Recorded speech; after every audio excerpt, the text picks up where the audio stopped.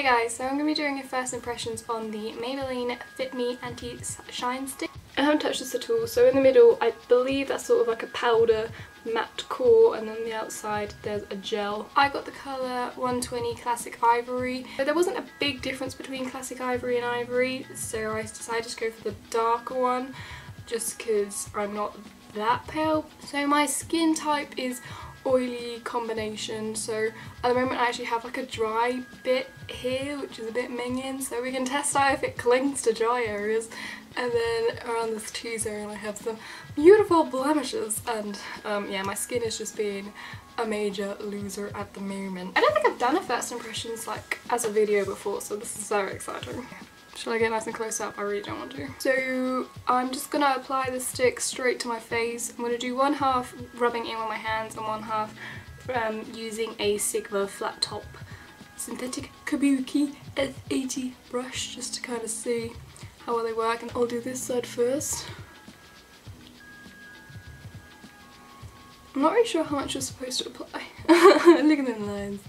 Looking good. Okay, I'll do this side with my fingers. Okay, so it's pretty smooth.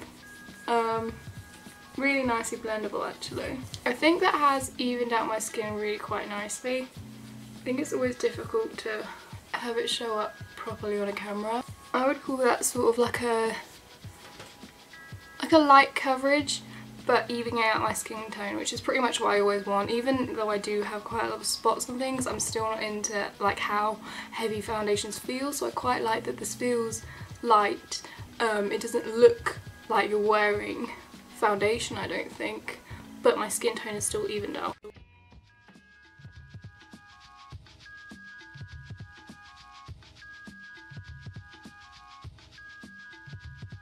I think I prefer how it goes in with my fingers.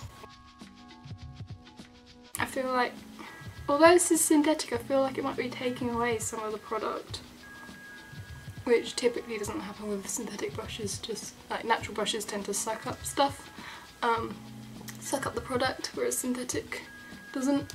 But still, overall I think so far it's like a light coverage, pretty evened out. I do prefer this side to this side.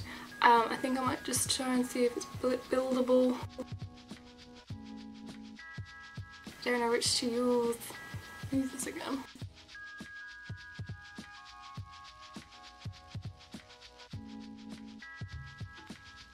I think I do prefer it with my fingers. It seems to melt on easier with my fingers, but at the same time it doesn't look awful with a brush rubbing it in. But it definitely hasn't covered up everything. I would definitely call this a light coverage. I've seen people call it a medium to high. I really don't agree with that, and I don't know if that's because I have more red areas on my face and I can never tell like how much the camera picks up and stuff, but it definitely hasn't covered everything. There is a little bit of slight clinging to that dry area, and it hasn't really covered it up either, but close up. It's a pretty good colour match. I think I'm mostly evened out. I wouldn't call it matte. I don't know why it's called shine free, because shine free to me sounds like matte. I would call this more of a demi matte to dewy. But I do like how it looks on my skin. I like that it's light. So far I'm thinking as a quick application, sort of everyday, not too fussy. Just put it on your face, don't look like you have anything on your face, which I really like. I am going to set this. I'm going to use my e.l.f. High Definition powder. It's a white translucent powder basically. It comes out of one of those sift things. I've decided to use this because I think people are quite familiar with this powder, and also this won't be adding any coverage at all. It will just hopefully be helping it stay on my face, which might sound like cheating, but my skin is just so oily that without powder there's no point in me trying something out. There's just no way it would ever stay on my face without a powder on. So that's why I'm using it. So I'm going to do all my makeup and then I'll be back. So I'm back with a full face of makeup on. The only thing that I left out was concealer, just because I wanted to test the coverage throughout the day. So I have got blush and bronzer on, which I don't always put on, but I think it's quite a good way of telling whether or not a foundation has lasted or not. Before I put on powder, it kind of just felt smooth. It didn't feel very sticky or anything, which I liked. And now I do have on powder, again, it just kind of feels matte and nice. My makeup is a bit full on for such like a light coverage foundation, but I think like having bronzer and blush on is a good way of testing it out. So I will come back in about 4 hours and we'll see how it's getting on. I just filmed all that without mascara on. How did I forget mascara? Anyway, see you in 4 hours. Hi guys, so it's been 4 hours and I literally don't have anything negative to say. Like, it's lasted really well. The dry patch, it's kind of like noticeable, but I don't feel like the foundation has clung to it. It's just a dry patch so you can see it. It still has the same sort of finish as it had 4 hours ago, which is really impressive. I haven't done anything majorly like energetic or anything. I have just walked 5 minutes down the road to the dentist and then 5 minutes back. And otherwise I've been inside. It has been a sunny day, but my blush and contour are still there. I do feel like I have the same amount of coverage as I had earlier, which I'm still pretty happy with. Still like an evening out sort of finish. My dog is on my lap. So yeah, I'm pretty happy with it so far, and I will come back in about 4 more hours. If you heard any snorting throughout that, it was this guy. Hey guys, so I apologise for the artificial lighting. It is a bit later now and I apologise, it's not 4 hours later, it's actually more like 6.5 hours. So yeah, I went to the pub and I stayed a bit longer than I had anticipated. I apologise. Let's have a little look see at how my foundation is holding up. So I don't think my blush and contour are still fully there. My contour I feel like is a little bit still there, which is good. It's still a nice even coverage. That dry patch, which was red, that's definitely been uncovered quite a bit, but I kind of expected that. I don't look shiny. Like, I don't know how shiny I look in camera, but in person I don't look as shiny as I typically do with most foundations that I use, so I'm actually really impressed by that.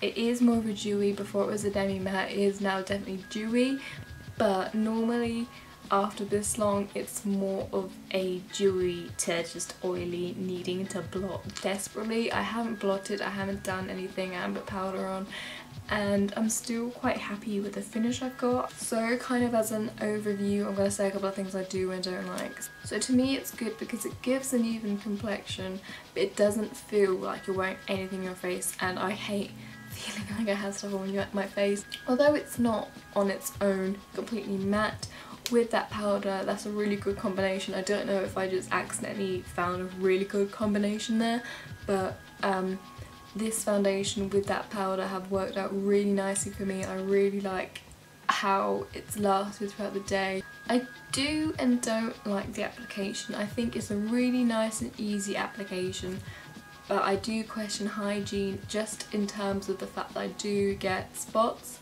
I don't like the idea of going over a spot with that and then potentially infecting the rest of my face, which you kind of can avoid when you've got something like on the back of your hand and like you can go over it separately. But in terms of convenience, it is very good. In terms of colour range, I haven't looked on the UK website, but from what I hear there are 12 shades. Now when I looked in Boots and in Tesco, they each had about 4. I do think that's pretty rubbish, and none of them was particularly dark. Okay, so I've just had a quick look. This apparently is 9 milliliters. I don't know why they've measured it in milliliters because of the stick. The Rimmel Wake Me Up foundation is 30 milliliters, and that's quite a bit more. But I don't know if this is because it's a stick, you use it more sparingly. I feel like you might. I feel like that would last a decent amount of time, but now I've compared it to 30 milliliters and this is 9. It's a bit So basically, bottom line, would I recommend this? I think if you are someone who's looking for a lightweight, as in you can't feel it on your face, easily blendable, quick application, won't cover everything, you can still see your skin through it, but it will even out your skin colour, then you will like this. If you're someone who's looking for a high coverage, you've got a lot of acne and you want to cover it, because I have quite a few spots, but I don't particularly want to cover it, I just kind of want my face to look the same sort of colour. But if you do want to cover it, or if you want a flawless finish, this isn't going to be for you. If you have normal skin, brilliant. If you just have like discoloration over your face and you want to even it out, then this will be great, I think. As far as I can see on this little tiny list of ingredients, I don't think there's any perfume in it, and I can't smell anything. And I do think that's a bonus. I think a lot of foundations these days do have perfume in, and that's bad for your skin.